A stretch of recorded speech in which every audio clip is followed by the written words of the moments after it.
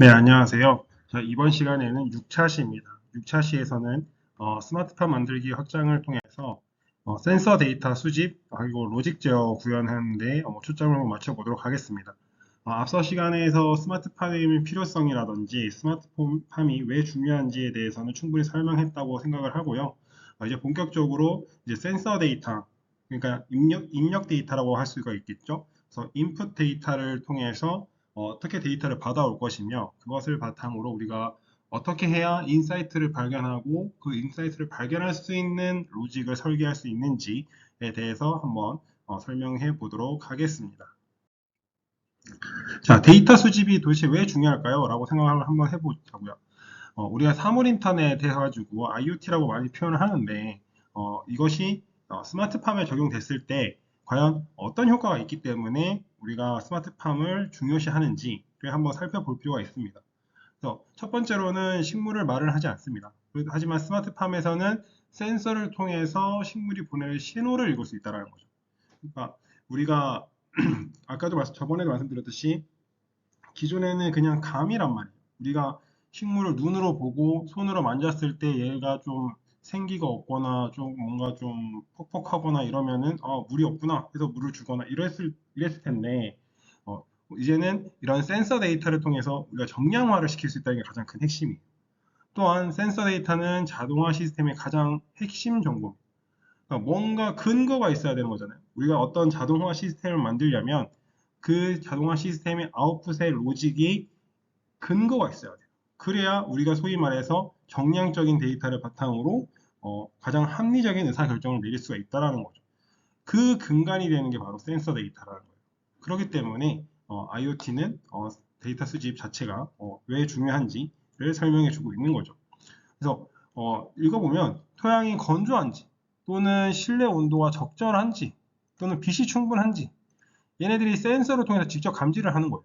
그러니까 우리가 체감을 하는 것이 아니라 직접 정량적으로 객관적인 수치화를 시키는 거죠. 그래서 자동으로 LED를 켜거나 물을 주는 작업 등을 수행할 수 있다는 거예요. 그래서 이 두 가지를 이제 합치면 결국에는 데이터 없이는 스마트팜이 자동화가 안 된다는 거죠. 과거에 정말 예전에는 그걸 시간 단위로 그냥 끊어서 강제적으로 줬어요.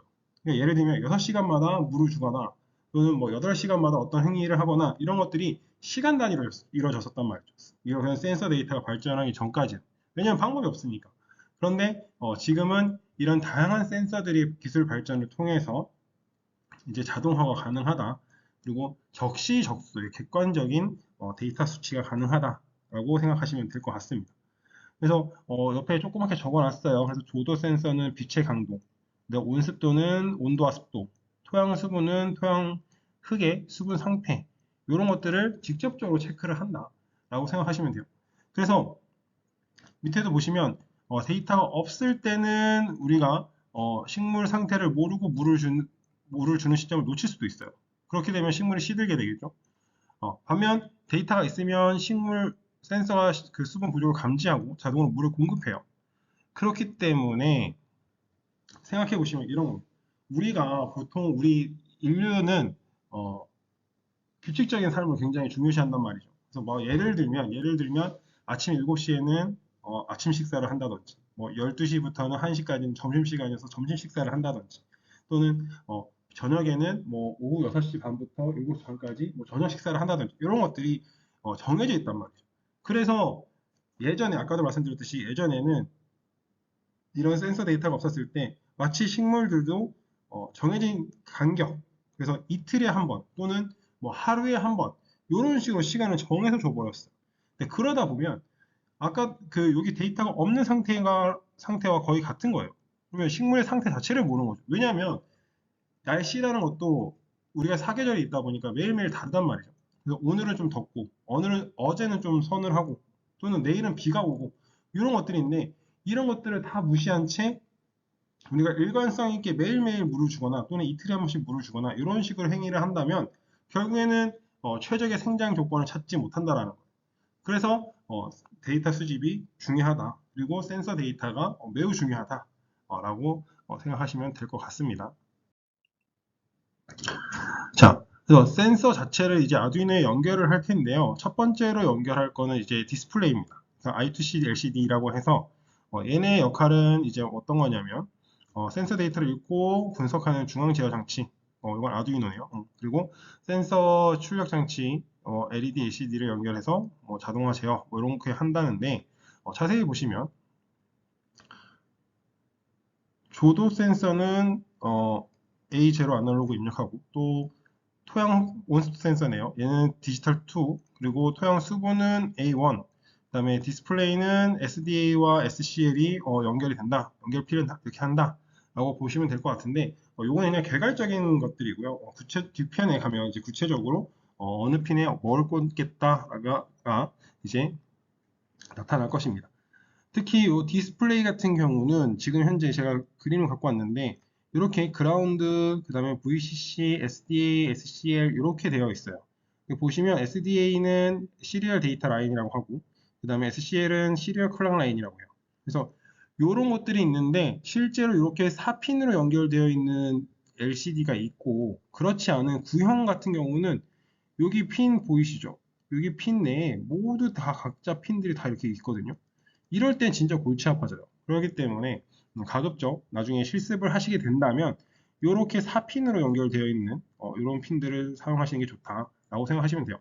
다만 순서, 뭐 그라운드, VCC, SDA, SCL 요 순서가 다를 수는 있어요. 다를 수는 있는데 보드마다 위치가 다를 수는 있는데 이렇게 4핀으로 구성되어 있는 게 굉장히 중요하다. 다른 12핀이라든지 또는 16핀짜리 이런 것들은 굉장히 복잡하다라고 생각하시면 될 것 같습니다. 그래서 I2C 이런 것들은 보드마다 위치가 다를 수가 있고요. 또 조도 센서와 토양 수분 센서는 아날로그 입력 핀이. 자, 조도 그리고 토양 수분 이런 것들은 아날로그적으로 계속 데이터가 들어오게끔 받아주겠다는 얘기겠죠. 그죠? 그리고 온스톱 센서는 디지털 핀으로 연결한대요. 그래서 얘는 디지털화로 특정 간격마다 데이터를 받겠다는 뜻입니다. 이렇게. 그래서 실제 실시간성을 입증한다라고 했을 때 이 두 가지가 모두 다 가능한 거죠. 아날로그의 연속성이냐, 디지털의 간격이냐라고 봤을 때, 예를 들면 1초에 한 번씩 데이터를 받거나 또는 2초에 한 번씩 데이터를 받거나 이렇게 설정할 수 있기 때문에 이 두 가지를 이렇게 설정함으로써 우리가 실시간성을 확보할 수 있다라고 생각하시면 될 것 같습니다. 자, 토양 온습도 센서입니다. 토양 온습도 센서도 비슷해요. VCC, 그라운드, 여긴 디지털 핀, 여긴 아날로그 핀, 이런 거예요. 그래서 여기 보시면 DO 해서 디지털 출력에서 하이로 코딩을 하면 또는 로우로 하면 얘네들이 물이 있다 없다 또는 토양 습도가 있다 없다 이런 게 판단이 됩니다. 그래서 임계가 기준에 특정 기준에 있어서 물이 있음 없음을 판단하는 이진 판단 있다 없다로 두 가지로 판단하겠다는 얘기죠. 아까 말씀드렸듯이 디지털 출력이니까요. 디지털 출력은 0과 1로만 구분을 할 수가 있기 때문에 이렇게 설계를 하는 겁니다. 그래서 가변적으로 설정이 가능하대요. 그래서 예를 들어서 건조하다 그럼 펌프가 ON이고 촉촉하다 그럼 펌프가 OFF 이렇게 되는 거죠. 이렇게 되면 코드가 굉장히 간단해요. 그리고 동작을 빠르게 판단할 수 있죠. 근데 수분을 세밀하게 측정하지 못한다는 단점이 있어요. 아까 말씀드렸듯이 여기 밑에 나오네요. 아날로그 출력을 하게 되면 아날로그는 출력값이 보통은 0부터 1023, 1024죠. 1024개의 단계를 가지고 있어요. 물론 이제 센서에 따라서 0에서 255, 256까지 256개 이런 단계를 가지는 센서들도 있어요. 그러니까 0부터 1023이 요 숫자가 항상 그렇다는 건 아니라는 거예요. 그래서 요런 범위값을 갖는 아날로그 센서들도 있다라고 생각하시면 되는데 어쨌든 핵심은 뭐냐면 얘는 이렇게 다양한 범위를 가지고 있기 때문에 굉장히 세밀하게 조정이 가능해요. 숫자가 그만큼 많기 때문에. 그래서 토양 수분 정도를 퍼센트처럼 정밀하게 측정이 가능해요. 그래서 예를 들면 토양 수분이 300 이하면 건조고 600 이하면 적정이고 뭐 이렇게까지 설계가 가능하다라는 거죠. 그래서 보다 정확하게 정밀 제어가 가능하다는 거. 단점은 코드가 더 복잡하고 범위를 직접 설정해야 된다는 이런 이슈들이 있어요. 다만 아까 말씀드렸듯이 0과 1처럼 디지털로 입력받았을 때는 코드가 굉장히 간단하다. 특정 기준을 정해놓고 얘보다 위냐 아래냐 이렇게만 판단할 수 있는 거고 아날로그의 같은 경우는 연속적으로 쭉 데이터가 들어오는데 이 중에서 특정 커트라인을 정해놓은 거죠. 커트라인을 정해놓고 거기를 넘어섰냐 안 넘어섰냐 이런 판단을 하는 거다라고 보시면 될 것 같습니다. 그래서 이런 토양 온스톱 센서 같은 경우는 디지털과 아날로그를 모두 받아주기 때문에 어떤 것을 선호하느냐에 따라 어떤 방식을 선호하느냐에 따라서 디지털 핀을 꽂을지 아니면 아날로그 핀을 꽂을지를 결정하면 된다라고 생각하시면 될 것 같습니다. 자, 조도 센서랑 온스톱 센서예요. 자, 요런 센서들은 이제 특징을 보시면 다 똑같죠? 시그널이 있고 시그널이 데이터를 주는 센서입니다. 데이터를 여기서 시그널을 통해서 받아오는 것이고요. 다만 이 친구들은 여기에서 이제 플러스 마이너스를 직접 받는 친구들이에요. 아까는 플러스 마이너스가 없었던 친구들인데 센서에서 이 친구들은 플러스 마이너스를 받고 그 다음에 시그널만 받는 친구들입니다. 그렇기 때문에 얘네들이 뭐 더 좋냐 나쁘냐를 따지는 게 아니라 이 센서의 특징이 이렇다는 것이고요. 조도 센서의 시그널 핀의 역할을 보면은 센서가 감지한 빛의 세기를 아두이노로 전달해주는 출력 라인이고요. 얘도 똑같이 1000에서 1023 사이의 값을 갖네요. 그죠? 그래서 얘도 우리가 직접 센서의 시리얼 모니터를 통해서 판단을 해야 됩니다. 그래서 예를 들면 0부터 1023까지가 있는데 900 이상이다. 그러면 어둡다고 판단해서 센서가 불이 켜지게 설계를 한다든지 또는 100 이하로 낮아졌어요. 그러면 굉장히 밝다라고 판단을 해서 이제 생장 LED를 끄게 만든다든지 이렇게 우리가 직접 그 시리얼 모니터를 확인해서 적정한 값을 설정해야 된다라고 생각하시면 될 겁니다. 다만 센서의 종류에 따라서 이 수치들이 반대일 수도 있어요. 그렇기 때문에 이게 반드시 절대적인 값은 아니다. 이런 것들은 직접 우리가 아두이노를 통해서 센서를 받아보고 그 시리얼 모니터를 통해서 데이터 값을 받았을 적에 제대로 데이터가 들어왔는지를 판단하시면 될 것 같아요. 그래서 100으로 갈수록 더 밝거나 또는 그 높은 수치로 갈수록 더 밝은지 이런 것들도 판단을 해볼 필요가 있습니다. 그 다음에 이제 온스톱 센서의 시그널 핀은 얘네들 보면은 결국에는 이렇게 온스토에서 시리얼 핀이 데이터 송수신을 담당하는 통신선이라고 써져 있는데요. 얘는 이제 DHT 계열의 그 센서라고 생각하시면 돼요. DHT가 도대체 뭐야라고 생각하실 수도 있는데 그런 표현 데이터 통신 방식에 대해서 지나치게 이렇게 몰입되실 필요는 없을 것 같고요. 디지털 방식으로 일단 전송이 되는 친구입니다. 그래서 온스토를 시리얼 형태로 한 번에 전송하는데 그 자체가 이제 시그널 핀이다라고 보시면 될 것 같아요. 그래서 데이터를 한 번에 온도와 습도를 한 번에 패키지로 형태로 들어갈 수 있는데 그 데이터를 시그널 핀에서 전송해 준다라고 보시면 될 것 같습니다. 그 다음에 릴레이 모듈이 있어요.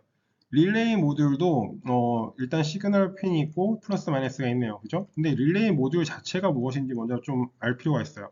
왜냐하면 릴레이 모듈이 반드시 필요해 라고 생각할 수도 있기 때문이죠. 릴레이 모듈은 일단 기본적으로 전기 스위치를 자동으로 눌러주는 기계라고 생각하시면 돼요.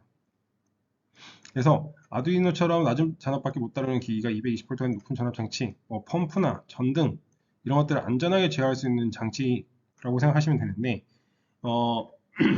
이런 것들이 이제 어디서 많이 쓰이냐면 화장실 같은 데 가보시면 화장실에 일단 기본적으로 센서 등이 있잖아요. 근데 센서 등이 바로 이런 릴레이 모듈이 가장 많이 사용되는 사례이긴 합니다. 그래서 불이 꺼져 있는 화장실에 사람이 들어갔을 때 탁 또는 딸깍 이런 소리가 나면서 불이 켜진단 말이죠. 이런 것들을 처리할 때 아두이노 자체는 굉장히 낮은 전압으로 흐른단 말이에요. 5V로 흐르는데 센서 등을 통해서 불을 켰을 때 불을 켜는 행위 자체는 이제 220V 같은 높은 전압 장치가 필요할 때가 있어요. 그렇기 때문에 그것을 안전하게 제어하려면 이런 릴레이 모듈이 필요하다라고 보시면 될 것 같습니다. 그래서 이게 기본 원리 이렇게 보시면 VCC는 기본적으로 이제 아두이노 여기 플러스 여기에서는 이제 아두이노 데이터가 들어가는 거예요.